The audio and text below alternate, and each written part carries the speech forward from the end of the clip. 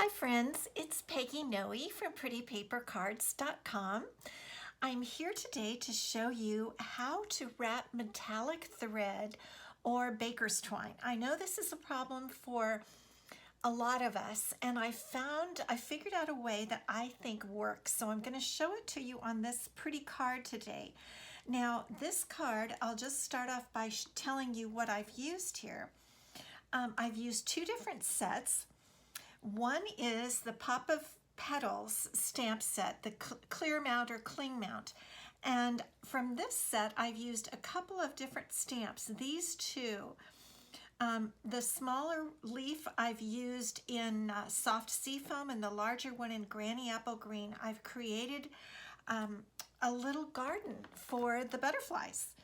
And then for the butterflies, this is a brand new cling stamp set coming out with the 2019-2020 annual catalog on June 4th, 2019.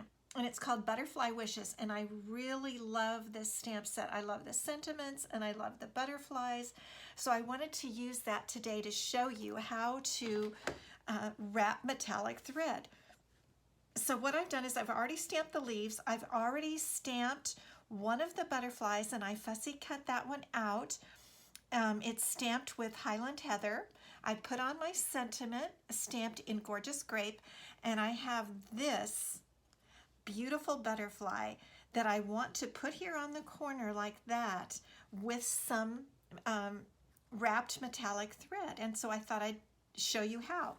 Now I don't know if you can see that, but that's a little tiny boo-boo. I don't know how that got on there, but I want to cover it up, so I want to try to get my butterfly right over that. You know how we can do that in stamping, and nobody ever knows. So let's go to the metallic thread. I've got silver metallic thread by Stampin' Up, and I hope this works. It usually works for me. So using my right hand, or my dominant hand, I'm going to place a piece of the metallic thread across and just hold it there with my thumb.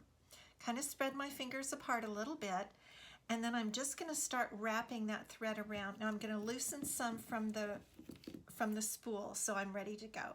So I'm going to wrap that around somewhere between 4 and 6 times. I think I'm going to go for 5 this time. 5 times. Bring it back under my thumb and trim it off right here, like that. Okay, now I have it all, and the place where that was right in here has all of the threads. So I've got it there, and my secret is to use a Stampin' Dimensional. So I pull the Stampin' Dimensional off my little paper that it comes on, and I just place it right over all those threads. And I can see it might not have gotten over one, but I turn it over and make sure all the threads are attached there. And they are, and there you go. You've got your threads wrapped. I usually trim off the edges. I was going to go off screen, but I want you to be able to see it. So I trim off the edges because I don't want them to stick out. And then I'm going to put my Stampin' Dimensional down right where I want my butterfly to go. I'm going to hold my butterfly over that and see. Let's see. Okay, I think I want it like that. So I'm going to put another dimensional up in here, actually on my butterfly. Whoops. And then I'm going to take the backs off my dimensionals, including this one here. Hold that thread down. You know, if the thread gets messy, it's totally fine because it actually looks better when it's messy. And I'm going to place my butterfly using that dimensional down at the bottom and the other one on the top, and I'm just going to place that little butterfly right where I want it to be, and there you go. There's your wrapped metallic thread, and it was really easy. Once you do it a few times, you'll get the hang of it. It's really easy to do. And I'm going to show you another card that I did the same exact thing on, and you can see how I did it. This was using a few things. This is one of the retiring papers that I love. It might be called Petal Promenade, I'm not sure.